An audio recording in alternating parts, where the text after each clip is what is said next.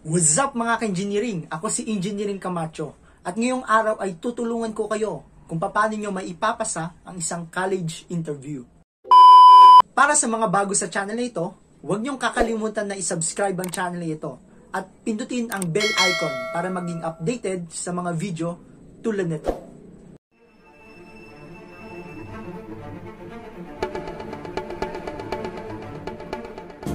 Matapos tayong makapasa sa isang college entrance exam, napakahalagang maipasa natin ang college interview. Dito kasi nakasalalay kung matatanggap ba tayo sa pag-enroll sa gusto nating kurso na pasukan. Halimbawa na lang, kung ang balak kong kuning kurso ay Bachelor of Science in Civil Engineering, kailangan kong maipasa ang college interview para sa kursong ito. Marami akong nababasang tips at napapanood sa internet.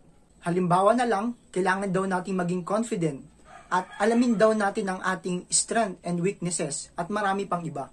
Ang dami natin dapat na i-consider para lamang maipasa ang isang college interview. Pero sa dami ng bagay na dapat nating i-consider, sa iisang bagay lamang dumedepende ang lahat ng yan.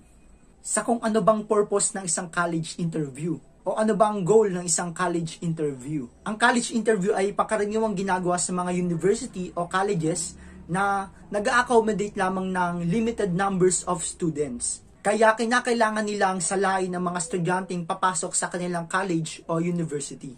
Yung mga napili ay yung mga tinatawag na karapat-dapat. Pero paano naman sir kami o ako na hindi mataas yung grades nung nakaraang high school o mababa ang naging scores nung entrance exam? Totoo yun na isa yun sa mga tinitignan nila. Pero, what matters the most is yourself. Oo, ikaw. Ikaw ang bida. Ikaw ang mahalaga sa interview. Kung paano mo i-present ang sarili mo, kaya kailangan mong maging confident. Paano ka naman magiging confident? You need to be yourself. Kung hindi ka magaling sa English, pwede mong sagutin ang tanong nila sa wikang komportable ka, sa wikang Filipino, kung saan mo ma-express ng maayos ang sarili mo. Isa sa kailangan yung tandaan sa isang college interview, kailangan yung maging komportable. Most of us as a student, nag-expect na baka mahirap yung mga tanong, na baka very formal yung interview. Yung tipong, where do you see yourself 10 years from now? Well, dadating tayo dyan. Pero ang college interview is just made to know the capabilities of a student candidate, kung nasa kanya ba ang katangian ng isang estudyante na makakapagtapos. Yung may pagpupursige na makapagtapos sa kanilang paaralan. Tinitignan na nila ang future nyo as one of those professionals one day. Let them know what you are capable of. Let them feel you have those guts. Ipaalam nyo sa interviewer na determinado kayo na makapagtapos at katangian nyo ang pagiging masipag, matyaga at madiskarte sa buhay. Pero hindi nyo makukonvince ang interviewer kung directly nyong sasabihin na masipag kayo, matyaga, madiskarte. Pwede nyong sabihin nyo by giving examples sa buhay nyo. Halimbawa na lang, you are working part-time job since you were high school na napagsasabay nyo ang pag-aaral at pagtatrabaho para lang makapag-provide sa pamilya at matulungan ang sarili mo sa pag-aaral. Sa pagkwento nyo lang ng ganon, the interviewer can conclude na talagang masipag, matyaga at madiskarte kayo sa buhay. Na kahit nagtatrabaho kayo, ay hindi nyo pinapabayaan ang inyong pag-aaral. Pero paano kapag nagduda si interviewer? Na baka hindi nyo kayanin ang pagtatrabaho habang nag-aaral sa college?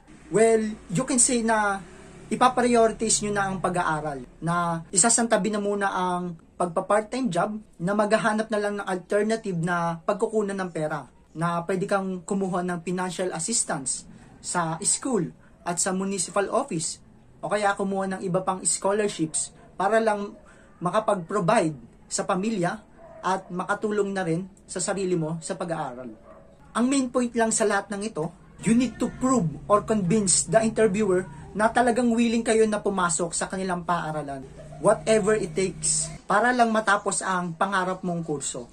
At hindi masasayang ang pagpili nila sa iyo bilang estudyante ng kanilang university. May possibility din na yung interviewer nyo ay maging professor nyo o instructor one day. Katulad ko na naging professor ko yung nag-interview sa akin dati. Shoutout po sa'yo. I can proudly say na hindi nasayang ang pagpasa mo sa akin sa interview. Maraming salamat po. That's all for my video. Sana matulungan ko kayo. At huwag niyong kakalimutan na isubscribe ang channel ito at pindutin ang bell icon para maging updated sa mga video tulad nito.